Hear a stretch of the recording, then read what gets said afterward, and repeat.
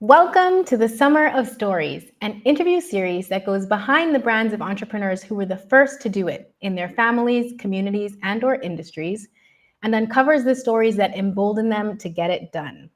I'm Gabrielle Gwyneth, a brand storyteller, and our guest today is Vardeep Edwards, founder of The Branding Fox.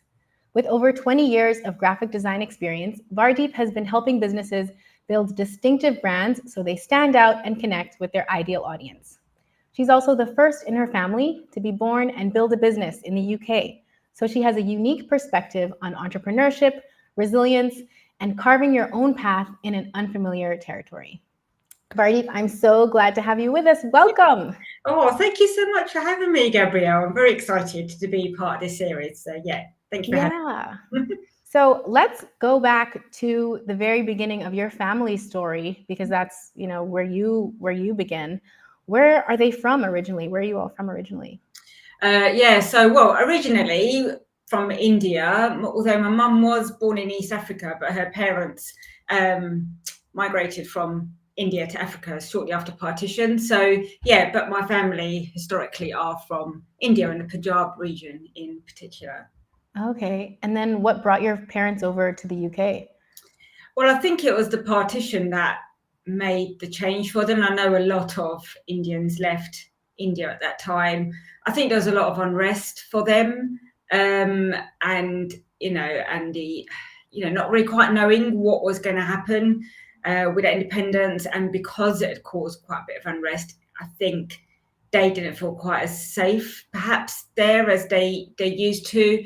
And they were just a bit uncertain about their future, for themselves and their families, that they then decided to start, new lives in other countries. So my mum's dad went to work in East Africa and brought his family up there, and my dad's dad came over here to the UK and then brought his family over, and maybe, I don't know, a year or two later or something. So yeah.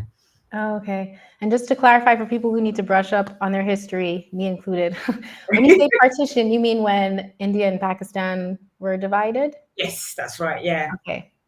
Yeah, so it's around 47 because they were ruled by the British, and then then India was partitioned in between sort of India and Pakistan. And it just caused a lot of upheaval because people had to move.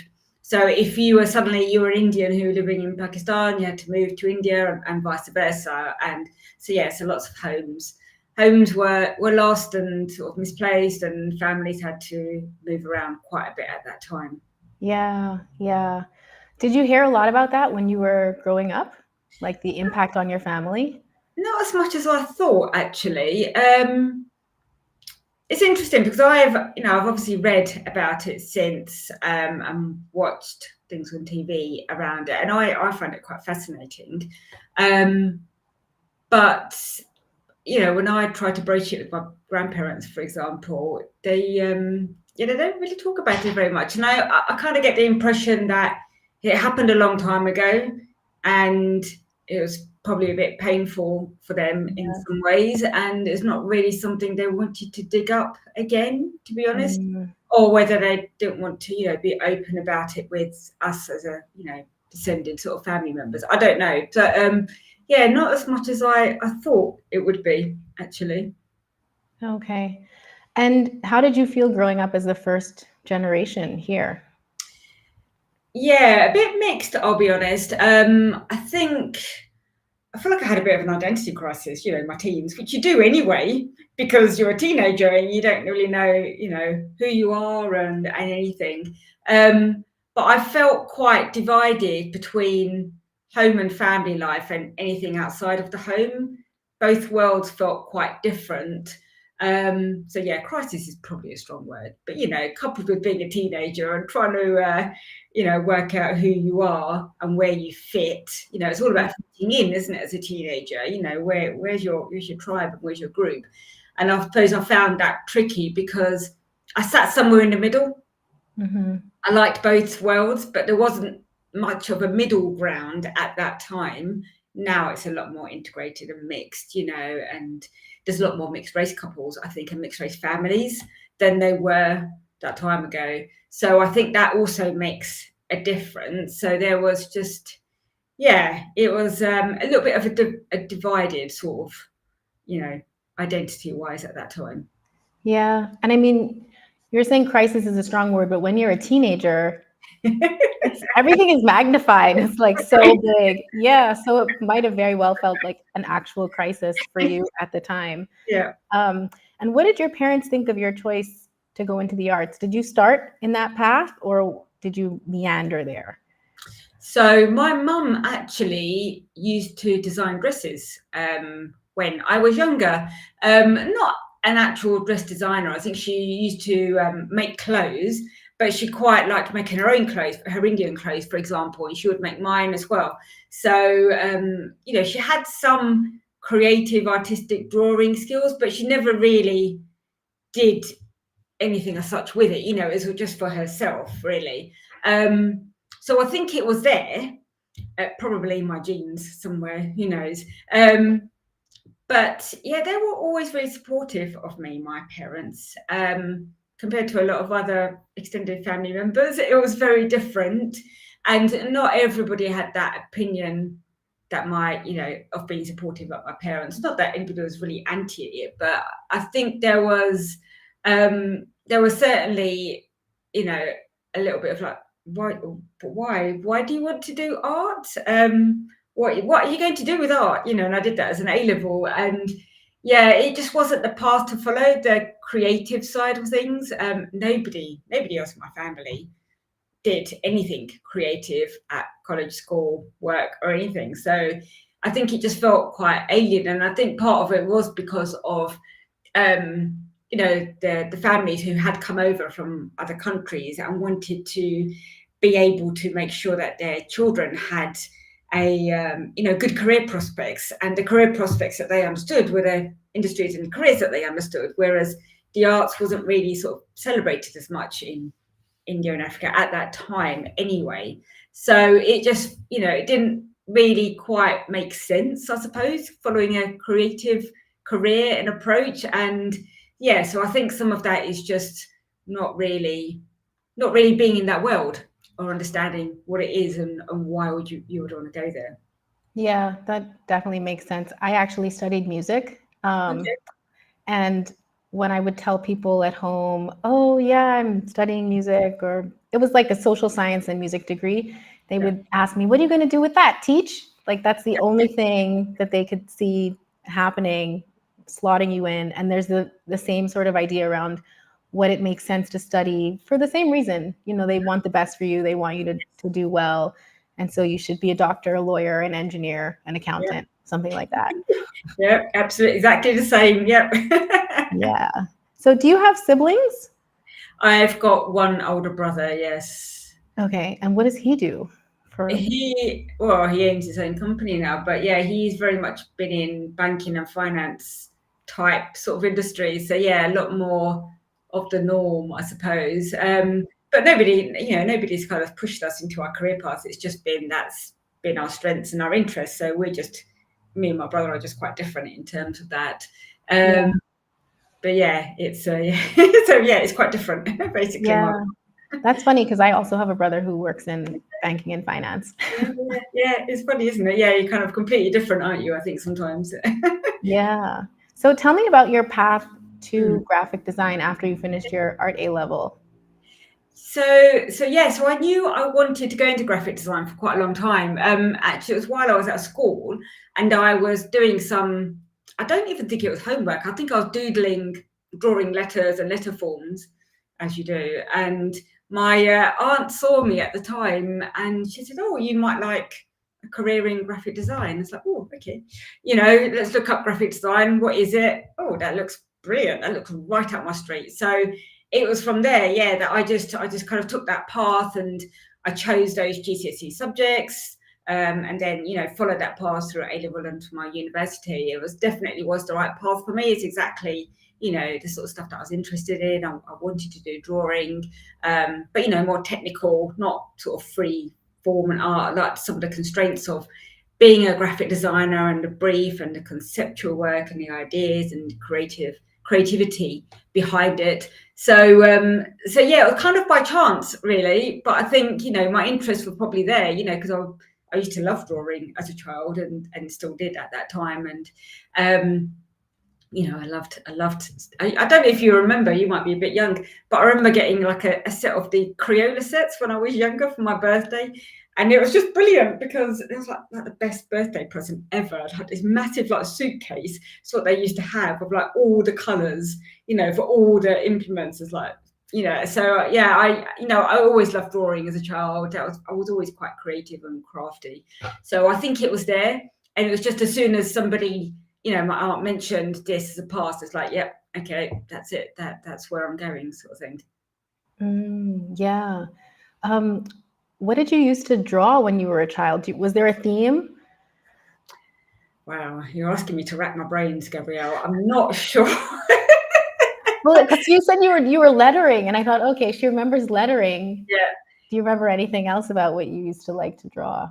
Yeah, well, lettering was when I was in secondary school, I suppose. So yeah, so I remember that. I know I used to make cards and things like that for family members when I was younger. So it's possibly similar. I don't think it was ever sort of fine art. Okay. I know that much for sure. There's always lots of sort of lettering patterns or more graphic type sort of drawing rather than the sketching and that sort of side of things. I like the letter forms. I like making up letter forms and making up patterns and just probably a bit like doodling, but sometimes with a bit more structure around it. Yeah. That makes me wonder if you've ever done your own font design. No, I haven't actually.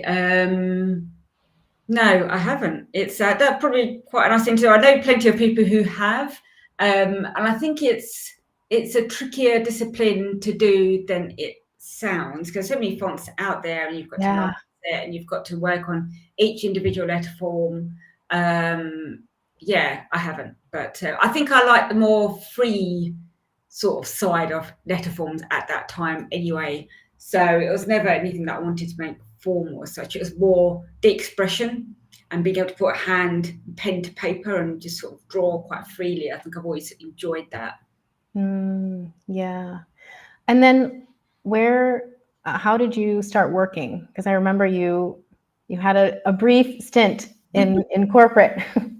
Yeah, absolutely. So I've done all sorts, to be honest with you. I think I initially worked in design studios coming out of university, and then I did land a full-time job with an events company. So I worked with them for a number of years, and then I left them to go freelance. And then again, I sort of worked with design studios. I worked in-house in some corporate companies. I also did work from home for private clients. So there's a real kind of variety and a mix of clients and companies that I did at that time. So quite a range of different types of clients and companies.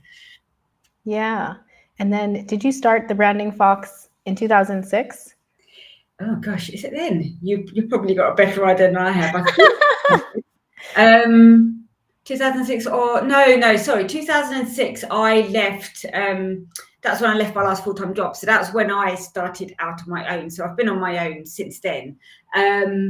So I've worked for various clients in that time, and then I set up the Branding Fox, I think 5 or 6 years ago now.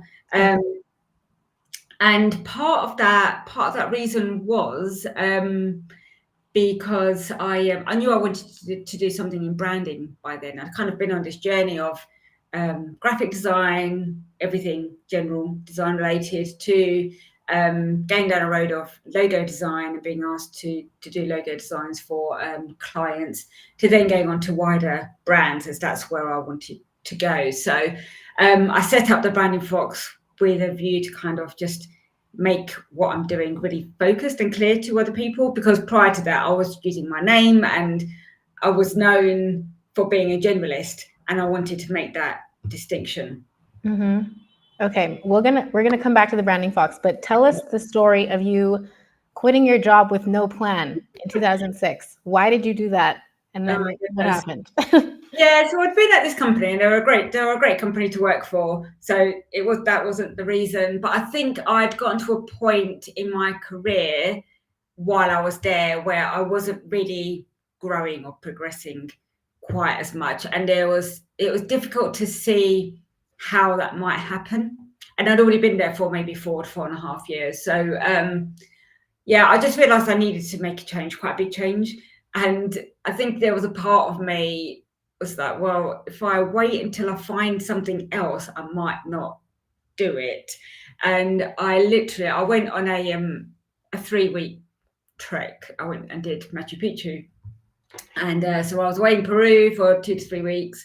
And obviously, as you do, you go away and you've got a bit of headspace. And I came back and I handed my notice in because I kind of just thought, well, if I don't do it now, I don't think I will. And I knew I needed to change something. So yeah, I didn't have any back. I didn't have anything. I didn't have anything to fall back on. I had no other work or clients or anything. I literally had one interview the following week or so with a recruitment agency, and that was it.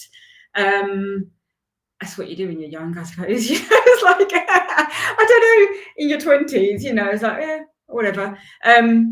And so yeah, so I had this one interview, and from there I started getting freelance work. And funnily enough, I ended up doing work for people who'd also left that same company, who'd gone on to other companies. So it kind of grew in terms of who I was doing work for. And I think it helped that, you know, because I was young, I could work anywhere, wherever, whenever people wanted. That made quite a big difference then as well. So yeah, it sounds yeah, I don't know if I'll do it today, quitting my job. It'd be a lot harder. I think the whole family and everything. More responsibilities, whereas yeah, when you're a bit younger, you've got a bit less to lose, haven't you?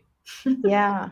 So you had these years of freelance experience and clients as a foundation for the branding Fox.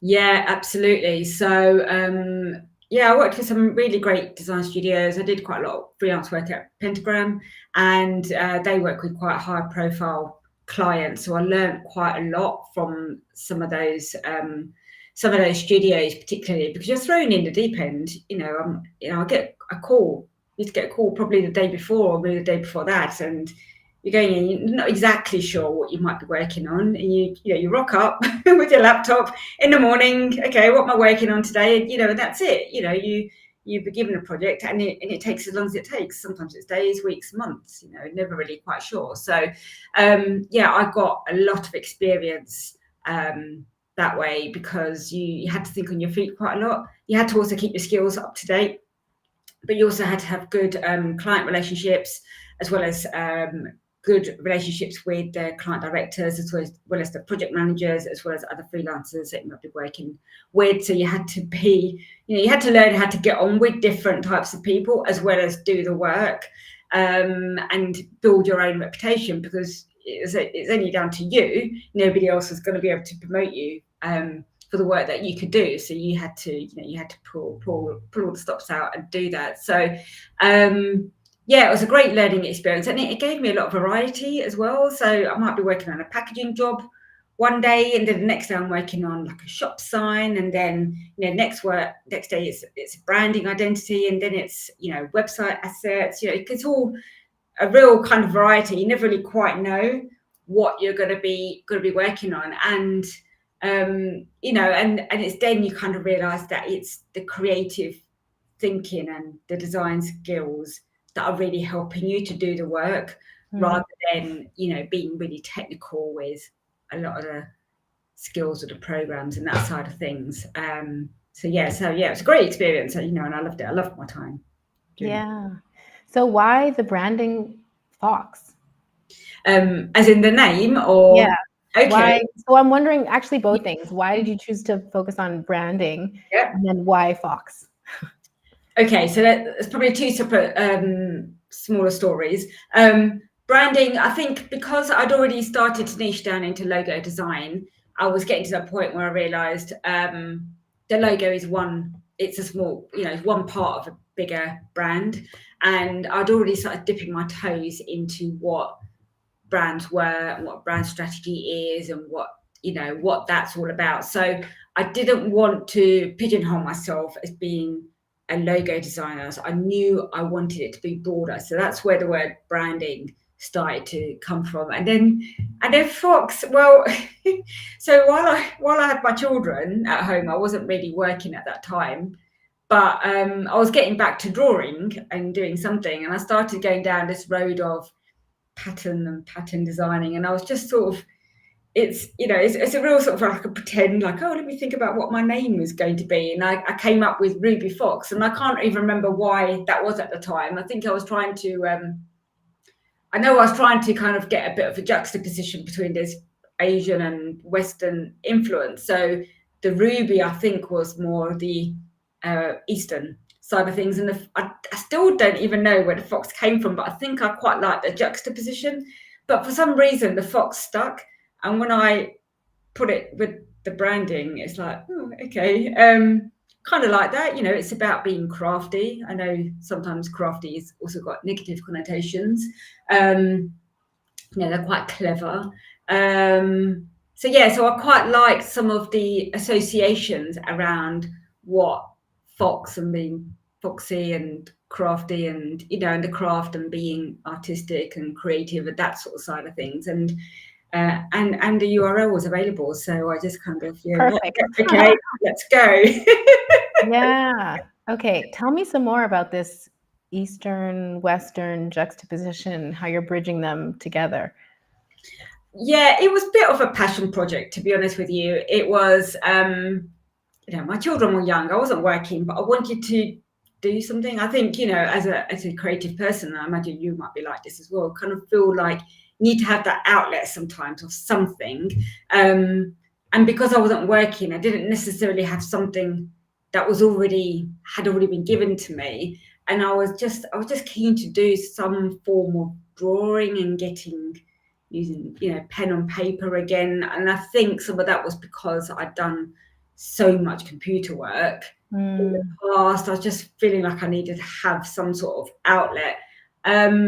Not quite sure how it started to go down that road, but it was just a personal sort of passion sort of sideline, and I was just exploring what some of these patterns could be. And I love some of the Indian patterns and designs. I love color. I love the vibrancy. I love some of the intricacy of those patterns and those details. But I just started to explore, and I suppose it's tied a little bit with my identity, because I do like the British and the English, and it's part of who I am, and just exploring what that is in terms of that mix. So it never really, it didn't get to anywhere, by the way. It was always just sketchbooks and a bit of fun on the side. So I think it was something a little out for me. Yeah. So I thought that you meant that you were trying to bridge the idea for the Branding Fox sort of company. It was Ruby Fox, then it became Branding Fox. But you were saying you were kind of sketching Ruby Fox personally as a fun project. Yeah. Yes, okay. Absolutely. Yeah, nothing to do with the Branding Fox, but I think because I'd used Fox, it kind of that part of the name carried through. Yeah. Okay. I still want to talk some more though about the Asian and the European influences in your work and in your life and in your business. And how do you, I don't know, do you have any reflections on them in general? It doesn't really come up, to be honest. I think, the only way I think it can possibly influence is perhaps with my values and my way of thinking and seeing things, because as a designer or a creative person, you are exploring ideas and concepts, and you're inspired by different things around you. So I think sometimes perhaps those philosophies come through in terms of that interpretation, maybe in terms of concepts if it's relevant, but probably through values as well, because your values are going to be part of the way that you show up as a business and as a person who works. So there's probably some influences there, but I suppose I'm now at a stage in my life where I don't see them as separate things anymore. It's all just mixed up, and it's just part of who I am, and and what I do and how I see things. It's, the difference and the divide is not as prevalent as it was growing up, I suppose, in that sense. When you were trying to figure out what it was in the beginning, like, who am I? Yeah, absolutely. Yeah.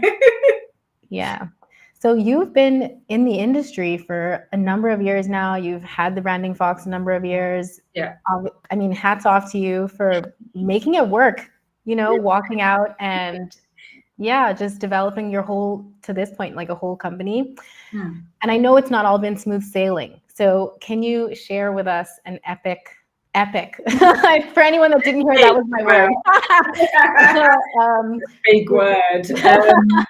Rejection or like disappointment that you've overcome on your journey? Yeah, I mean, there are lots. there's probably lots of not little, but epic's a big word. Yeah, I just mean not like, oh, I did a live and nobody came, because that happens all the time, I suppose it's more disappointments. And it will be, related to not getting jobs that you perhaps, wanted to have got, or what you thought you were, aligned for. There was one for a theatre that's not far from me, and and it was great, and I thought I was perfect for it. I had the right experience, and I was down to the last two. And this has happened on a couple of times, actually, even for jobs that I'm pitching for as well, where you might have come down to the last two or three, and the process is going well, and you're getting on with the people who are interviewing you, and you've done the proposals, you've submitted the work that they've asked, you've done the presentations, you've gone through this sort of, a couple of rounds. And then, on a couple of occasions, you just don't hear from them. It's like, okay. And you understand, okay, you haven't got it, you get that, but you have to follow up, because that's what you do. I need to know, and it's professional to follow up. Yeah, close the loop. And and that's what I find, I suppose. I don't know if it's a disappointment, but it's a difficult thing to manage sometimes when you're running your own business. I suppose it's those rejections. Is that kind of along the line that you're kind of looking for, I suppose, in terms of disappointments? I don't know. It's not really quite an epic fail, but yeah, I'm just thinking of a moment where I'll share one, and then maybe it'll jog your memory. So it was a similar sort of situation to the one that you described, and I remember, so this black couch right here behind me. Yeah. I had gone through a number of conversations with this potential client, and it's funny, I don't remember the details so much at this point. I just remember how I felt afterwards, because they didn't end up following through, or they pulled out. Something like that happened. It was a failed experience. Right. And I was so angry and so hurt. I just felt it in my gut. I was like, I can't believe it, after all of this effort. And they gave me all the signals that it was go. It wasn't like it was me versus another company. And it happened twice in a row. It was two potential clients, two different projects. Yeah. And I was excited about both of them. I thought, oh, this is so great. And it's a sign, like I'm getting this momentum. Yeah. And they were no. And I just put so much time and effort into both of them, to the proposal for the one and the conversations with the other. And I lay on this couch and I cried and I felt angry in my gut. I was like, never again. I'm never doing that again. And that after that experience, it just affected how I process like my customer journey, my client journey, how I interact with potential clients, the amount of effort that I put up front before going through something like that again, to mitigate, because it is some things this is naturally what you need to do for a proposal, for instance. But then I just learned a big lesson there with, getting my hopes up, and then what it makes sense to do effort-wise for a person who's not yet a client twice. Yeah, it is a tricky one, and I suppose that is like the theatre proposal that I was talking about. So I'd got down to the last two, and had already gone through a few rounds, like yourself. And yeah, I just didn't hear back from them until about a month later. Did they email to say, yeah, sorry, we didn't get back to you, but no, you didn't get the job. And I just felt it was but they were quite remissive about it. And just, I just thought it was quite poor, in terms of replying so long after when I should have found out, basically. So yeah, so it's that, you do feel like a failure. I think that's the thing with it. So whether that's the epic fail, but it's more like you feel like a failure because you haven't got to that job, or they haven't even bothered to, keep you up to date and tell you as soon as they know. Suddenly as soon as you're not in the loop, that's it. They just them again. And that is difficult to kind of manage sometimes, and especially if it's just you. Because it's easy to take that sort of stuff personally, because it's you're doing the work, and it's about hiring you as well for the job. So that is a difficult part of working for yourself, I would say, and running your own business. And it happens a lot. Still regularly. Yeah, exactly.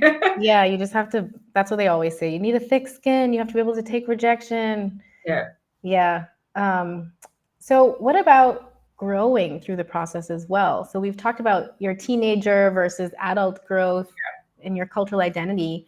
And what about your business growth? Are there any skills that you've noticed you've developed over the years, or Yeah, I think it's evolved. As you do, everybody's always learning, aren't they? You kind of learn to your own interests, as well as what you need to learn for the work that you're being hired to do for your clients as well. And I think it's a continuous process. And what's interesting, while I was at university, you kind of have this mindset where, okay, I've done my degree, that's it, and then you're out to work, and you're earning money, and that's great. And I think I've been on this learning journey probably since I had my children, because I was doing a bit of, pattern design and stuff myself, and following some online course. I then also went on to do a social media course online, and I think it's just been going ever since then. I feel like I'm always learning, and I've done several brand strategy design, courses and books, and it's the continuous learning. And now it's AI and how these tools are affecting our work, and how to make it work for you without while still keeping your creativity and your originality. And I think it's just like a continuous process now. I've realized that it's something you just have to embrace and be doing and evolving as well, because if you're not, the next person will. So yeah, it's part of my working week now. It's like, and I do enjoy it, actually. So yeah, it's quite handy. You can't see, but I've got a whole bookcase there. The whole wall is literally lined with books. I love reading. I actually have to stop myself from buying new books on a regular basis. I know, same. I'm like, how many do you have at home right now to read? You're not allowed. I know, I've probably got about 5 on the go that I still haven't finished, because I just, You read multiple books at once? I do, yes. Okay.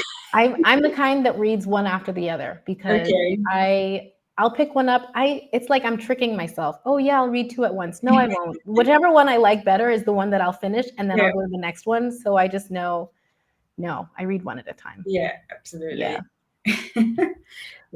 When it comes to your business here in the UK, and like being the first in your family, what did that feel like for you as it was growing in your family?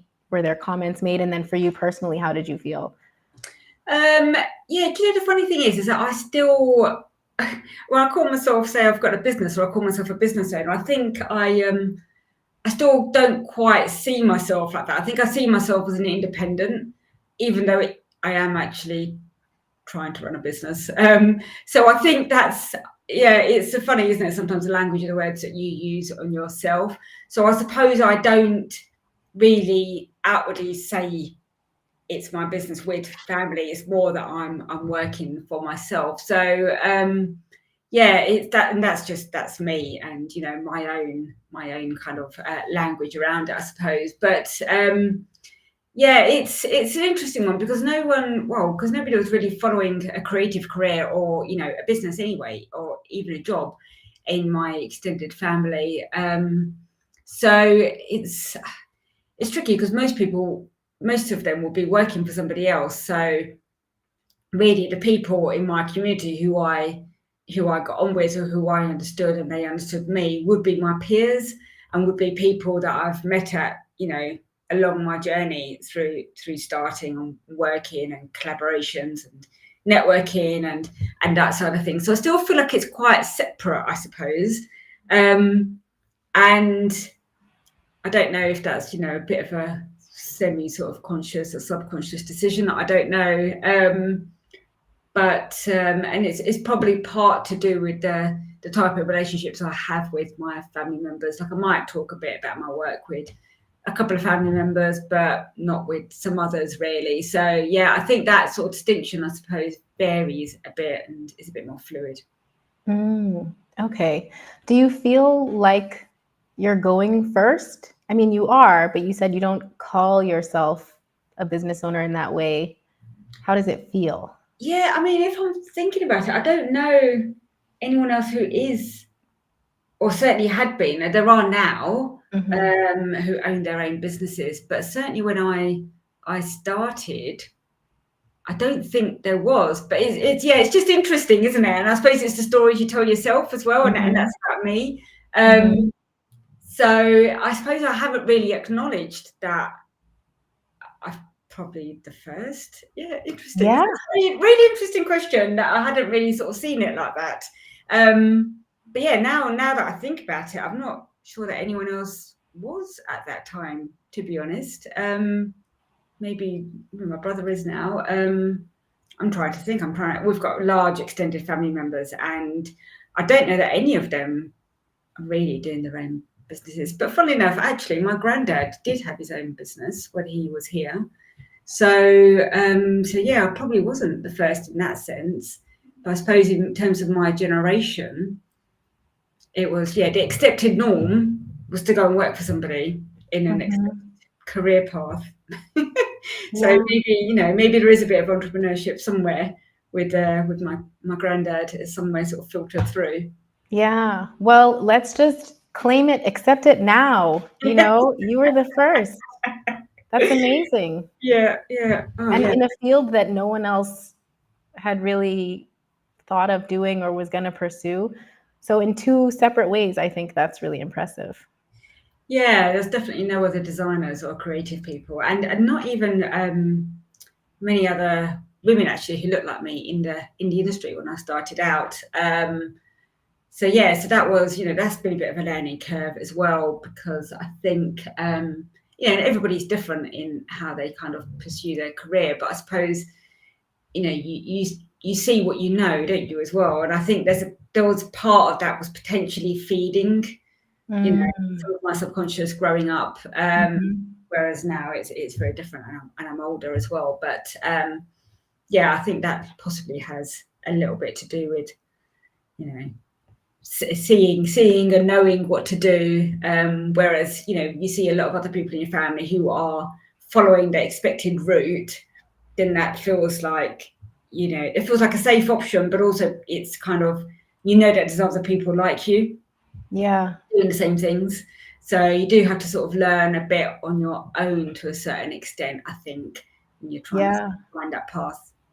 Yeah. So where do you think this sense of independence, because you had to have had it, and the resilience to take the rejection, and I think another great skill that you would have had to have would be curiosity to ask what next and what can I try so that you could be successful. Where do you think those came from? It's hard to know. It probably is from my family. My brother's quite like that as well, I'd imagine, to a certain extent. So I think, I think it's part of who we are and how we've been brought up. And I think I've always had that curiosity and that sort of creative drive, and just a bit more, I wonder what happens if I do this or try this out. And I think because I pursued those creative outlets at school and college and outside of that as well, I think that kind of opens up to that line of thinking. So you're kind of naturally going down that path. And I think that does help in terms of trying to have that curiosity that you talk about, because you have to kind of, as a designer and a creative thinker, you have to think about, well, what if, because you're creating something out of nothing sometimes, and the only way to do that is to ask yourself some of those questions. So I think it's somewhere there in their personality and probably upbringing as well, I imagine. Mm-hmm. So what kept you going all these years when you could have, I don't know, gone back to corporate or something easier? Well, I think you hit the nail on the head there with being independent. I love being independent. I love managing my own time and working to my own schedule and rhythm. And it helped as soon as I had children as well, because it allowed me that flexibility. And in fact, I did go back. I did a freelance job in London, and I now live in Kent. So I used to live in London not long after I'd had the kids. And I just felt really restricted by it. The job was great, the client was great, the work was fine, no problem. But I think just on a personal level, as well as struggling to get back in time to get the kids, I felt like I could have done the work from home. And this was pre-pandemic, so it was still the norm to kind of go, you come in and you set up, and you work. And I think by then I'd already started thinking, yeah, but I can work from home. I can do this. There's got to be another way of working. There's got to be more flexibility. I don't have to be tied to a desk when everybody's online and everybody communicates online and through the computer. So sorry, I think I've lost the train. I can't remember the original question now, but I hope I've answered it. Yeah, you have. I asked what kept you going. There you go. Yeah. So you mentioned earlier, and I wanted to ask you about it further, about being one of the few women of color or women that looked like you in the industry.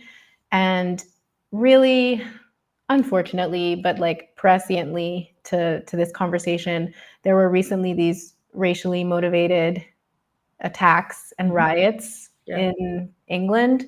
And they've just been, I've not lived here long, and I was shocked, and everyone was. But so what I want to know is what you thought about it and how that might have affected your vision for yourself and your place in the business world here. Yeah, it was a tricky thing to digest.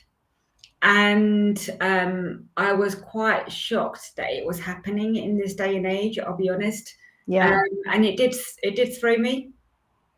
And it made me really aware of the colour of my skin, as well as my ethnicity and my background, which I don't really think about very much these days. And I thought that was a bit of a shame. So I've got mixed race children, and and I'm just very much of the mind that we're all the same. We're just all the same but different, and it doesn't matter. But unfortunately, what the riots did is just really highlighted the fact that we're still different. And I felt quite shocked and quite sad as well that my children had to see that. They're early teens, my children, so they're aware of what's happening and why. And I think it was a shame for them to witness events like that in this day and age, where I would have expected that in the 70s, 80s even, but not now in 2024. So that did make me, it felt like it highlighted me and who I am, my background a lot more, but I suppose more on a personal level more than business. I feel like it's still, business world is quite different, but I think the scary thing is that we don't know who these people are. And I think that's the little bit of fear, I suppose, that plays in me on a personal level, is they could be some people I work with or have worked with or may work with in the future. And I suppose that's the worrying part of it. But, business is business, should be. So it's not going to affect that side of things. but yeah, unfortunately, I thought we were kind of past that sort of line of thinking on the whole. And I know it is a minority, but it has sort of shaken me a little bit, as well as, you know, a number of other people I know of my sort of background. Yeah, it's either way you look at it, it's really disappointing and upsetting. And it's a shame when you think I'm just existing, I'm being, and Yeah. then you're throwing this difference in Mhm. my face for no reason. Well, what seems like no reason, you Yeah. know? So then I wonder, before that happened, and Mhm. we were all reminded that this is an issue that we are dealing with and something that needs to change. What else had you considered, being a woman and a woman of color, um, in the UK business world? What Mhm. else do you think needs to be different? What needs to change? So there are lots of changes and movements, I think, happening in particularly for women in the working world. You know, there's better rights around flexibility, paternity leave, you know, hybrid working as well since COVID. So things have come on a lot, I suppose, in the business world. In terms of a woman of colour, I think it is some of that. I suppose it is a little bit of that role model and leadership. Um, you know, growing up when I used to work in design studios, there were no creative partners that were anybody of colour. I, I don't even know that there were women really. You know, I'm talking, and this is just me and my memory. The majority of the creative directors that I worked with were not women, and they certainly weren't of any colour either. So I think there needs to be better representation, because there's got to be women of colour out there in these industries. Mm-hmm. Um, and why they're not in leadership positions. Some of it is to do with family commitments, you know, and I know, you know, I for one wanted to work from home once I'd had my children. And, you know, there's a part of me that does wonder whether that hampers some of your career growth, because I took that time out and I didn't want to go back into the office. I didn't want to commute. I wanted to Mm-hmm. be here for my family and my children, because that's what I value and that's what we value as a family. So I made that choice. Mm-hmm. But I know plenty of other mums who didn't have that option, and also were worried about their career prospects as well if they'd taken that time out. And, you know, it's two sides of the same coin. And now, you know, now I kind of wonder, you know, where am I in terms of that career growth? Did that hinder my journey? Maybe, Mm-hmm. I don't know. But, you know, yeah, I do imagine that has a bit of an impact in Mm-hmm. terms of seeing women in those types of positions. Certainly Mm-hmm. has been historically in certain industries and companies. And women of colour, I think sometimes it's also that choice of career for a start, and then also, yeah, the progression within those careers and industries as well, and just having that representation and that space for there to be more diverse people. And it's not that I'm advocating just for it to be women and women of colour. I suppose it's just having better diverse representation. And I think it is important for us as well, but I think it's also important for the next generation, because there Mm-hmm. are more mixed families and mixed generations, and next generations who aren't as, you know, hung up on our backgrounds, or whether you're male, female, fluid, or whatever. It's all just one and the same. So I think some of that still needs to change and be a bit more forward thinking in that terms of representation. Yeah, I totally agree. That was one of the reasons why I wanted to have this series and that I chose the guests that I did, so that we could hear lots of different stories from people of different backgrounds. And you find, you know, because of being minorities, because of just the way the system and the world that we've inherited has been set up, we are often going first kind of by default, or in a small group of people doing the thing that we're doing, because no one's had the opportunity before, or people have been knocked back, or Yeah. so many different reasons. Um, but where or and where do you see the Branding Fox in this sort of movement? Like, what's your vision for your company? What's your larger motivation for doing your branding work? So so I work quite a lot with other women running their own businesses, and it's happened quite, naturally. It's not been a conscious choice, but I think it's because I understand them and they understand me. We kind of understand where we are as women in terms of trying to do our own thing, and what that has allowed me to do is to help them think about their businesses from a branding perspective. And what I mean by that is to have a bit of a more holistic view about it. So, sometimes I think women, and I don't mean this in a horrible way, sometimes when we start a business, it's off the back of having children, for example. So you're in a different mindset than you would be as you work in-house or for a company. And I think sometimes we don't take ourselves or our businesses as seriously. Therefore, they don't invest quite as much time and attention into what that means in terms of growing that business and then as a brand going forward. So what I feel like I'm helping some of these women do is to think of themselves for a longer term. So you want to think about your brand, because if you want to grow, you've got to think about your brand, because you've got to know what you're doing, and what you're building, and what your vision is for that as well. I also co-host a podcast which is for women of colour who are running their own creative businesses.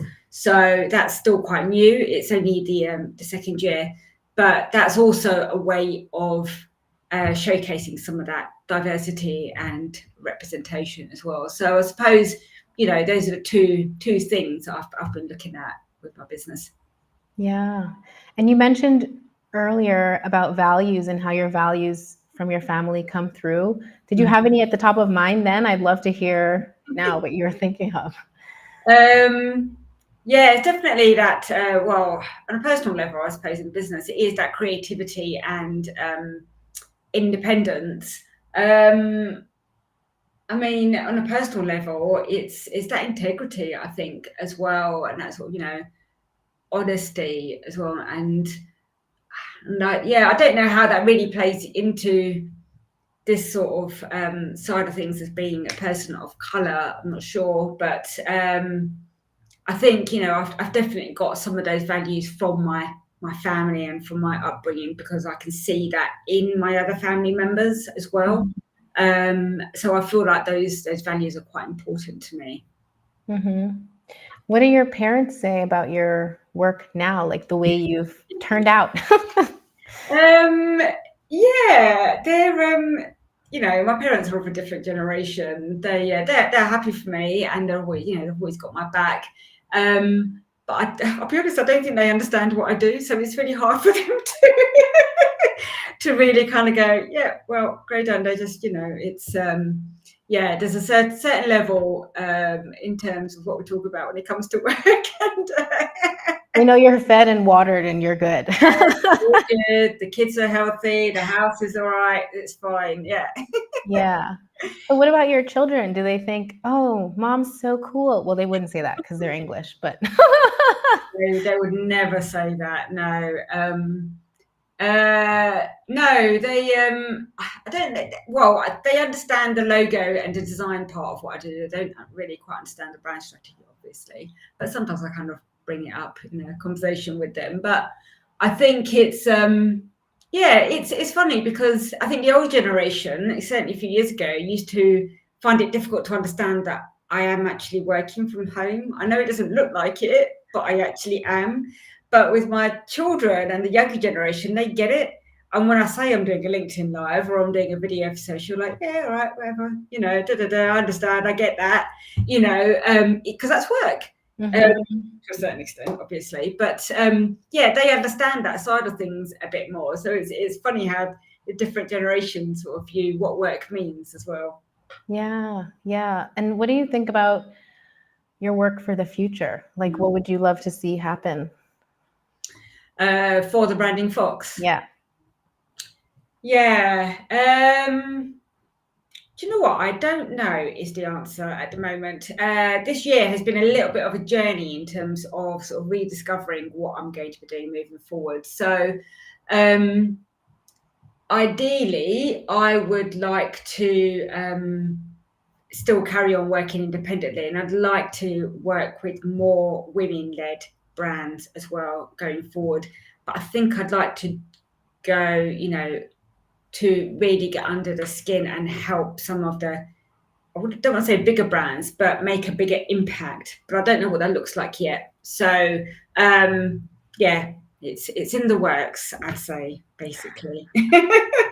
So when you say bigger brands, are you thinking in terms of their visibility, like, oh, Adidas or Greg's, or just bigger in terms of how many people are in the company?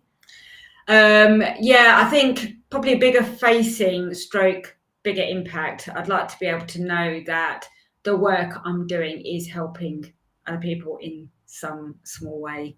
And and I say women-led brands because there are a lot of independent women-led brands that are starting up or have started up and are doing amazingly. There's Flora and Curl, I don't know if you know, and like Wooka wear, the period pants as well. So there's some great independent brands out there that are doing, great work and are building brilliant brands. So I think, yeah, I'd love to see more businesses like that, basically, and be able to help them.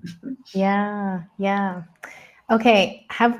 So my last question for you is about advice for other women of color business owners. What would you say to them, just particularly if they're in the beginning or like the middle of their career, and similar to you, their parents don't really get it, or they're doing something that no one in their generation or their family has ever done? Yeah. What kind of advice would you give them?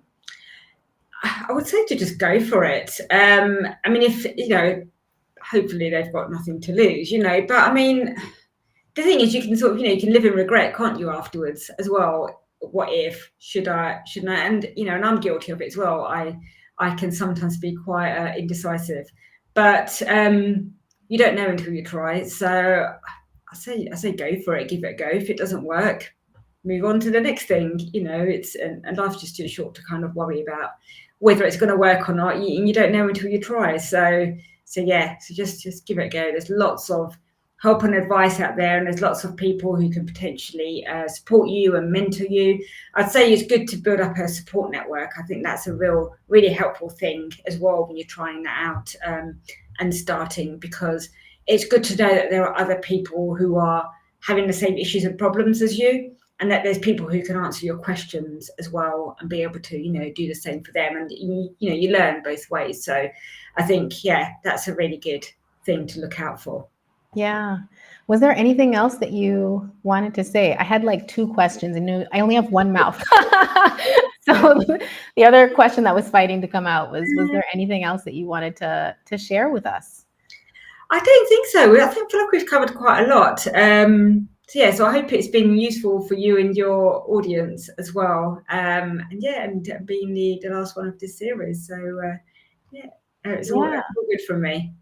Okay, great. So if anyone wanted to reach out to you because they need help with their branding, or they just want someone to, I don't know, say thanks to because they were inspired by your story, where should they go? So I am the Branding Fox everywhere. So you can find me on Instagram. I'm Vardeep Edwards on LinkedIn, but I do have my company page, and my website is thebrandingfox.com. So yeah, you can search for that and you'll find me. Yeah. Also, I love your colors. You've got these bright, similar to you can see the bright yellow, and she's in like what's that, mustard or jewel toned color for her blouse. Same for the Branding Fox. So vibrant, so you can't miss it. And I think the fox is so clever and different. I've not seen anything like that before, which is obviously what you're going for.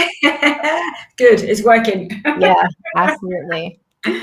All right. Well, this has been the last interview in the Summer of Stories, but it's not the last of the series. So one of the things that I wanted for the series was to share, as I was saying earlier, the stories of diverse people in business, whether that's because of their background or the offer, the services that they deliver, for you to see the impact of storytelling in branding, and for you to imagine being able to share your own story and see what that does for your business. Because if you've been following along, you've seen the conversations that these interviews have generated, and people sharing and just being excited to see and hear what other people are doing, and what motivates them to do the services or the jobs that they offer for everyone. So next week, to that end, to help you tell your own story, I'm going to be recapping the series and sharing brand storytelling tips, strategies for you so that you can implement them today and strengthen your brand storytelling today. So follow along, subscribe on YouTube if you're watching there. And if you have any questions for me in the meantime, I'm at Gabrielle Gwyneth on Instagram. And if you're watching on LinkedIn, you can DM me on LinkedIn. So thank you so much, Vardeep. It's been a pleasure having you here as my series interview finale. And with that, everyone will say ciao for now. Yes, thank you, Gabrielle, sorry. It's all good. I'm Gwyneth, I'm Gwyneth, and I'm Gabrielle. Yes, I know.